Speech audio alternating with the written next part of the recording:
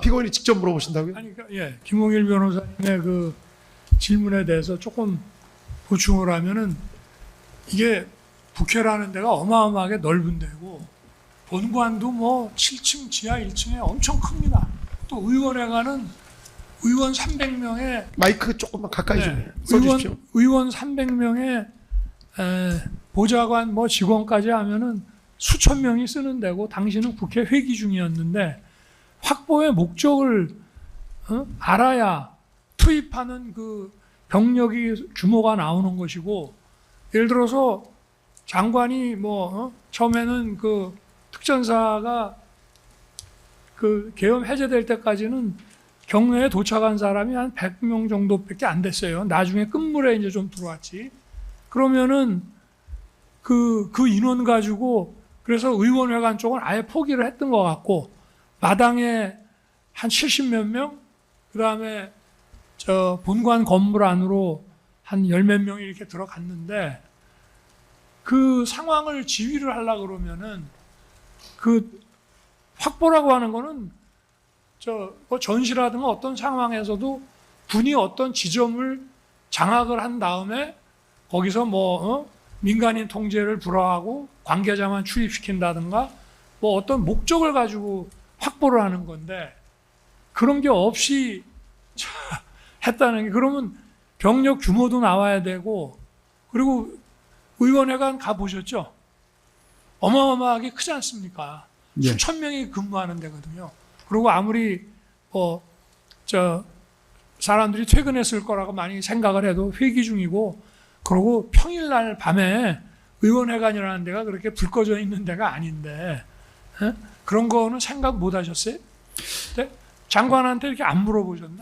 그때 당시 제가 오늘 검사님 질문할 때 아마 그때 당시에 제가 인식을 한번 말씀을 드렸었는데, 저희가 출동해서 확보하라고 갔을 때 당시에 제 인식은 저희들이 가면 정말로 건물 있고 일부 사람들 그 근무 쓰는 사람 빼고는 없을 거라고 생각을 하고 갔습니다. 그때까지. 아니, 아까 그 얘기는 하셨고요. 예. 근데 지금 장관한테 그 지시는 받았죠. 실탄 장병들한테 개인 휴대 시키지 말아라. 그 지시는 받았죠. 장관한테. 그날 말입니까? 네. 김종인 장관이 그렇게 얘기를 했답니까? 아니, 그러면 그냥 스스로 실무장 시키지 말라고 밑에 지시한 겁니까? 실탄 문제는 그날이 아니고 그 전에 한번 대화할 때 그런 실탄 그러니까 문제 얘기한 적이 장관이 있었습니다. 어쨌든 우리 사령관님한테 실무장을 하지 말고 가라고 지시는 한 거 아니겠어요? 그날 지시 받지는 않았습니다. 아니, 어쨌든 그러면 그런 지시가 없었는데 장관은 아무 얘기 안 했는데 우리 사령관님이 스스로 생각해서 실무장을 안 시킨 겁니까? 실탄을 개인에 주지 말라는 거는 제가 시켰습니다. 그러니까 장관 지시 없이? 예, 개인에 주지 말라는 건 제가 시켰고, 그러면 실탄 휴대 문제하고 공포탄 휴대문 논의하는 과정은 아마 알겠습니다. 있었던 것 같습니다. 그러면은 스스로 그러면 실무장을 시키지 말라고 그랬다고 하면은 그러면 그 확보라고 하는 게 결국은 어떤 그 공공의 질서 유지라는 거 위해서 어떤 민간이라든가 이런데 억압적이거나 이런 거 안 하고 질서 유지하러 그냥 들어갔다는 게 머릿속에 있는 거네. 거점 확보라고 하는 게.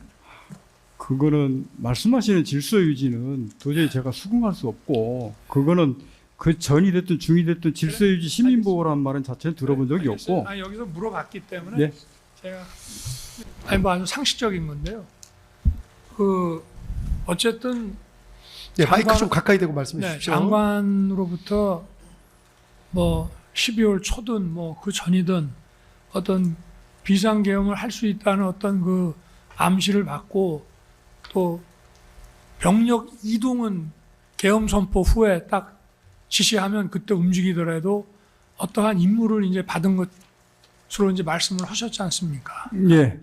그러면 우리 사령관님 머릿속에는 이제 우리 역사상 많은 계엄들이 있었지 않습니까?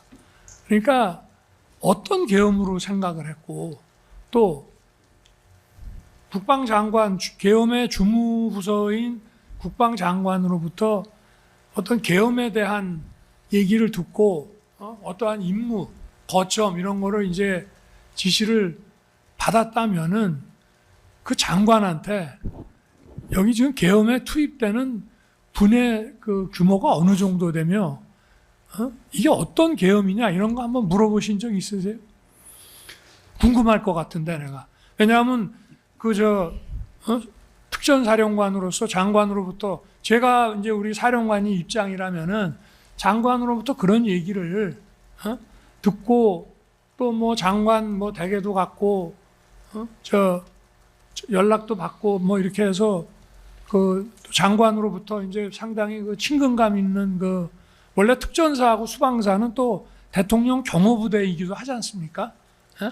그리고 경호처장을 또 2년 반씩이나 했고 그러면은 이제 상당히 가까운 사이일 텐데 그렇게 해서 어떤 계엄에 대한 암시를 받고 또 거기에 대한 이 상황이 계엄 선포라는 상황이 발생했을 때 우리 박사령관께서 해야 될 그 어떤 임무 내지 조치에 대해서도 미리 얘기를 들었다면 장관한테 이게 어떤 계엄이고 규모가 어느 정도 군이 투입이 되며 뭐 이게 정말 확 없는 겁니까? 아니면 이게 뭡니까?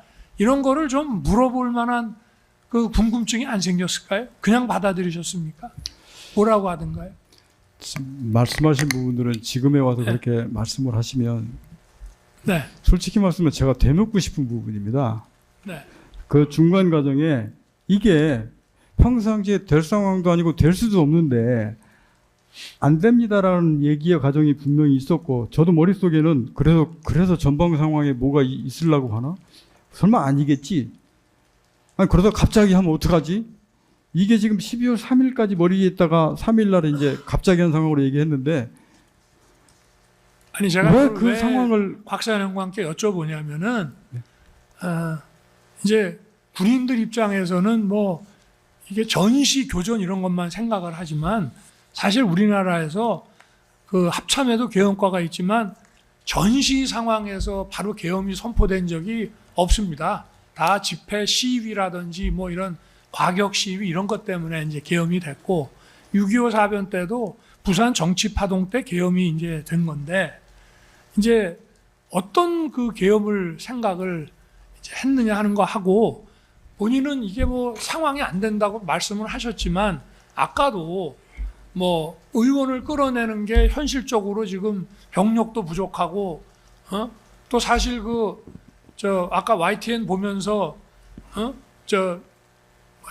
대통령하고 같은 화면을 봤다는데 저는 그 화면을 그 순간 같이 봤는지 어떤지는 모르겠습니다만은 어쨌든 그러면 전 세계로 중계 방송이 되는데 그 국회 본회의장에 특수부대가 들어가서 의원을 끄집어내고 이러면은 그거 진짜 아무리 무슨 독재자라 그래도 그거 성하겠습니까?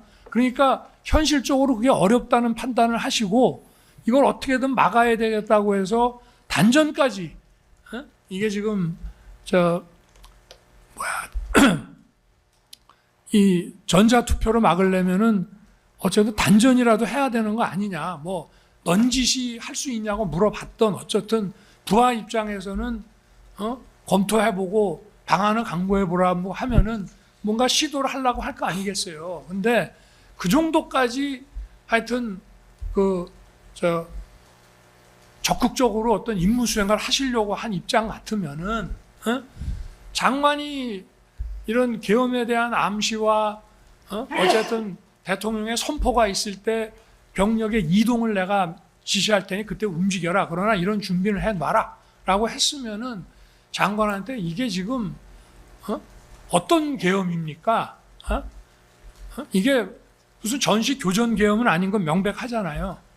그렇지만 이게 만약에 한다면 대통령께서 이걸 왜 하시려고 하는 겁니까? 아마 얘기를 들었을 수 있겠죠. 반국가 세력이라든지 이런 어떤 외부의 그 적대 세력보다는 국내의 안보 위협 세력들에 의해서 대한민국의 실질적인 안보와 국정이 굉장히 위태로워졌다. 뭐 이제 이런 얘기들이 보통 생각해 볼 수 있지 않겠어요? 근데 장관한테 제가 볼 때는 특전사령관은 굉장히 중요한 보직인데 장관한테 그러면 그냥 간단하게 우리 부대는 얼마가 투입이 되지만 전체 이 장관님이 얘기하시는 이 계엄의 전체 그 병력 투입 규모가 어느 정도 됩니까? 이런 거 한번 안 물어보셨나요? 이제 말씀하신 부분 네. 제가 답변을 드리겠습니다.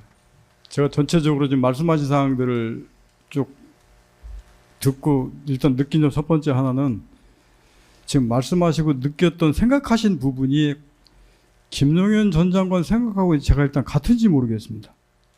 제가 느끼기에는 김용현 전 장관하고 지금 말씀하신 부분들은 좀 결이 다르거나 격이 좀 있다라는 생각을 좀 갖게 됐습니다. 만약에 김용현 전 장관이 중간 과정에 저희 말씀하셨듯이 야 이번 비상계엄이 정말로 들어가서 경고하고 시민보호하고 짧게 하고 빨리 빠질 거야 라고 그런 얘기를 정말 했다고 공론의 자리에서 그 얘기를 꺼냈다면 군복을 입고 있는 사람이 아니 그럼 거기에 군이 왜 들어갑니까? 그냥 경찰 넣으면 되지.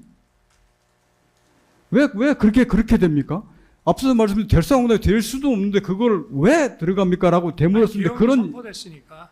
그런 자체를 일절 김용현 장관이 저희들한테 얘기한 적도 없고 그 부분을 제 말씀은 제가 일단은 여쭤보는 증인 말씀을 것만- 끝까지 한번 들어보시죠. 네. 일단은 일단 들어보시고 또 한번 물어보셨냐 이걸 물어보시겠습니다. 계속 그래서 그 말씀하십시오. 부분은 분명히 차이가 있는 부분들이 있었고 그러다가 비상계엄이 선포되면서 이게 갑자기 투입되는 상황이 맞이돼서 지금 들어가겠던 부분들이고 그러고 나서 그 이후에 여러 가지 이런 상황을 판단의 과정을 거치면서 이게 아닌 거다 싶어서 중지하고 철수했던 것들이고 그 다음에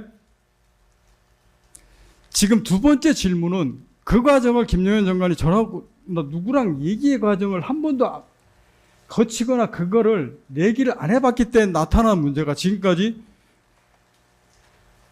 똑바로 김용현 장관이 국회 몇 명 들어갔어.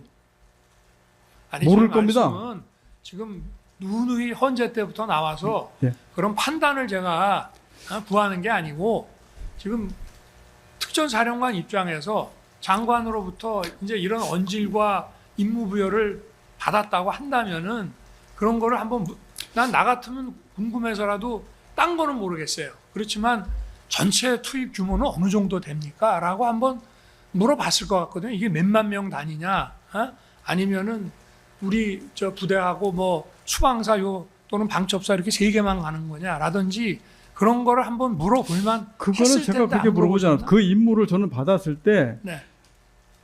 제가 통상 들어갈 때 그게 시간이 충분하고 했다 그러면 야 너 얼마큼 되냐? 그건 토론의 과정에서 나옵니다. 근데 그때 얘기는 그 임무를 했기 때문에 제가 구상으로 저도 제 참모들한테 그럴 얘기 일절 안 꺼냈다 그랬지 않습니까? 그러면 그 정도면 확보하면 그 정도면 대대 정도 제가 필요하겠구나. 이 정도로 제가 머릿속으로 인식을 했지 그 내용을 가지고 김용현 장관한테 이 정도면 되는데 얼마나 더 필요합니까? 이런 과정 자체를 안 했습니다. 자, 어제 있었던 일 그리고 오늘 있는 일 중에 윤석열 재판 관련된 이야기를 좀 하겠습니다. 아, 이거 좋은 얘기 계속하면 안 돼요? 차진할 것 같은데. 이건 진짜 너무 좀 이게 심하다. 아, 요즘 네. 보면 양지열 변호사가 방송에서 짜증을 많이 내요. 아니 안 나게 생겼어요. 어제 윤석열 영상들 보셨잖아 다. 근데 진짜 목소리가 크다. 변했어. 약간 좀 흥분 아니, 상태인 것 같아. 조금 전까지 안 그랬잖아요. 맞아, 차분하셨어요. 제가 그 그 오늘 이름이 나오는 순간 방송 시작 전에 텐션을 많이 올려놨죠. 저희가. 예, 아주 힘껏. 예. 약간 트럼프 같네 또 이제 보니까. 이렇게 긁히면 긁히는 조금만 거예요? 긁히면 완전히 긁히잖아. 그럼 나도 왕관 줘. 알았어요. 예. 잠시 뒤에 제가 뭐 하나 만들어 드릴게요. 자, 윤석열 내란 우두머리 재판. 곽종근 전 특전사령관이 증인으로 출석을 했고 아시다시피 윤석열 본인이 출석을 했습니다. 이게 자기 재판이 나오는 게 이게 뉴스가 된다는 게 웃긴 거죠, 사실은. 그러니까요. 아니 앞으로도 체력이 허용하는 한 나올게 이게 더 웃겼던 것 같아. 그리고 지기현 판사는 이 자리에서 걸석 재판을 하면 본인이 불이익은 책임져야 된다라는 말은 있었지만 그 외에 다른 어떤 지시사항들은 특별히 없었던 것 같고요. 뭐 재판 그래서 내용은 내가 어제 물어보고 싶어요. 음. 무슨 불이익을 줄 수 있는지 그 재판부에서. 실제로 실제로 줄 수 있는 게 없어요. 그러니까 예전 뭐 말하자면 이제 선고할 때 양형의 어떤 형태로 뭐 이렇게 작용을 해야 될 건데, 근데 이번 내용은 이제 내란이라는 게 양형이라는 게 이제 뭐 대충 정해져 있는 거 아니겠습니까? 이게 그래서 계속해서 버티고. 저 피고인의 태도도 저런 것 아닌가라는 네, 생각도 들고요. 뭐 이 재판 영상은 뭐 공개가 된 게 지금 많이 있습니다만 곽종근 증인을 상대로 윤석열 본인이 직접 질문을 하고 답을 하는 그 일련의 상황들이 있었습니다. 그 내용이 결국은 국회에 군을 투입하는 일련의 장면들 어떻게 이해하고 있는가, 네, 혹은 윤석열이라는 그 피고인이 어떻게 말하고 주장하고 싶은가라는 것들이 좀 드러나는 장면 네, 같았습니다. 그리고 곽종근 증인의 증언 자체에서 그 진정성이랄까 이런 것들은 오히려 공개된 영상을 보면 국민들이 판단할 수 있겠다라는 맞습니다. 생각도 들더군요. 완전 궤변 중에 궤변인데요. 이를테면 이런 거예요. 질서 유지 차원에서 내가 명령을 했지 불법 계엄을 그래서 의원들을 끌어내라고 한 건 아니지 않느냐. 그러니까 곽종근 사령관이 얘기하는 거예요. 아니 그 팀은 707이었나요? 거기는 국회를 점거하라고 거기를 확보하라고 해서 했던 거 아니냐. 그런데 이 질서 유지 차원이니까 군인들이 멱살 잡히고 그랬던 거 아니냐. 결이 다르다라고 이야기를 하는 거예요. 그러면서 너무 생생하게 뉴스를 보면서 얘기를 했기 때문에 의원들을 비추고 있는 그 예. 본회의장을. 그래서 자기가 잊을래야 잊을 수도 없다라고 하는데 궤변, 거짓, 변명 늘어놓는 거예요. 왜 나왔을 것인가? 저는 이거 하러 나온 거예요. 왜냐하면 건강이 허락하는 한 그런 건강이 이때 좋고 저때 나쁘고 이런 건 아니잖아요. 본인이 지난 1, 2월에 스스로가 맞습니다. 건강 좋다는 얘기를 했다는 거 아닙니까? 맞아요. 예. 자기가 앉아 있을 때 위압적이고 내 어떤 이유로 이 증언을 좀 톤다운을 시키려는 의도에서 나온 거예요. 그래서 김성훈 경호처 차장에도 나온 것 같고 아마 김성훈 경호처 차장은 윤석열이 보고 있으면 상당히 제한될 거예요. 곽종근도 그런 걸 의도해서 전 나왔다고 봅니다. 그 지금 위압적이라는 표현을 쓰셨는데 저는 이게 증인신문으로 보이지 않았고요. 예. 저 여자가 검찰 수사를 할 때 어떤 식으로 했구나라는 게 보이는 거예요. 사실 이게 윤석열만의 문제는 아닌데 대한민국의 뭐 경찰이든 뭐 검찰이 제일 심하고 전문용어로 이른바 왁구라는 걸 짜놓죠. 예. 미리 자기들이 생각하는 구도를 만들어 놓고 그 프레임의 일본식 예. 표현이죠. 맞습니다. 예. 전문 용어기 때문에 예. 제가 현장에서 쓰는 말을 쓴 네, 거예요. 일본식 알겠습니다. 말을 쓴 게 예, 아니라 오늘 예. 이상하시네. 예, 알겠습니다. 예. 왜 사람 흥분하게 만들어요? 저도 있는 내용 얘기한 거예요. 네, 예. 그렇습니다. 아니 나는 진짜 고현준 진행자가 진행을 정말 잘한다. 참 너무하시네 진짜. 아니 이렇게 적시적소에 적절한 단어를 사용하면서 분위기를 정확하게 읽어나가고 아무튼, 감사합니다. 의도적으로 일부러 제가 그 말을 옮겨 쓴 거고요. 그자들이 그런다고요. 자기들이 그렇구나. 생각하는 구도를 만들어 놓고 이 원래 모습을 수사를 해서 찾아가는 게 아니라 나는 세모야 네모야라고 만들면 그 네모에 있는 증거들을 억지로 끌어맞추는 거예요. 윤석열 말하는 게 그러잖아요. 계속해서 실제로 내가 만약에 정말로 계엄을 할 거였으면 군인들을 그거밖에 안 보냈겠어? 그 정도 숫자밖에 안 가가지고 그 특전사 사람들이 끌려다니고 폭대하고 그러지 않았어? 당신이 군인이잖아. 군인이었으면은 계엄에 관한 얘기를 들었으면 이 계엄의 작전을 어떻게 해야 됐던가 머릿속으로 생각했을 거 아니야. 자기가 그랬잖아. 자기가 검사해봤냐고 물어봤다며. 지는 군대 가봤어? 안 했으면서도 그러네. 계속 자기식으로 끌고 가려는 걸 보였고 이게 뻔한 거짓말인 게 이미 여러 가지 물증이 나왔잖아요. 맞아요. 곽종근 전 사령관은 그때 당시에 혼자 있었던 것도 아니고 그렇죠. 화상회의 예. 중이었었고 그리고 군 숫자가 부족하다 그러는데 윤석열이 이 실패한 이후에 그러니까 내가 1000명은 보내야 된다라고 했다는 증언도 나왔었고 예. 계엄 해제 가결된 이후에도 바로 계엄 해제 안 하고 결심지원실 들어가가지고 법전 펴놓고 어떻게든 다시 끌어보려고 노력했다는 것도 다 나왔잖아요. 그럼요. 예. 그런데도 어거지 부리는 거예요. 그러니까 결과론적으로 보자면 지금 나와 있는 것 가지고 본인에게 유리하게 해석한 다음에 그런 것을 좀 밀어붙이려고 하는 모습. 네. 그리고 말씀하신 것처럼 군대를 안 갔다 와서 군인들의 생리에 대해서 전혀 이해하지 못한다는 네. 그런 느낌을 저는 좀 받았었는데 그런 내용들이 질문으로 나가고 곽종근 전 사령관은 이게 트라우마 아닌 트라우마다. 그러니까 울먹이는 모습도 있었지 않습니까? 시간이 있었으면 그런 것에 대한 토론이라도 했을 텐데 그런 분위기도 아니었다라는 얘기도 했었고. 그리고 저는 변호사들이 조금 약간 좀 의기소침해 있다는 얘기를 들었어요. 그러니까 윤석열 측 변호인들이 예. 그러니까 윤곽근 변호사 같은 경우는 원래 자신만만하고 뭘 해도 어쨌든 윤석열이 제일 잘했다 이런 사람 예. 중에 한 명이었고 사실은 그분이 이제 연세도 있고 연배도 있으시기 때문에 본인이 이제 엄청나게 뭐 재판장 이런 거 신경 안 쓰는 사람이거든요.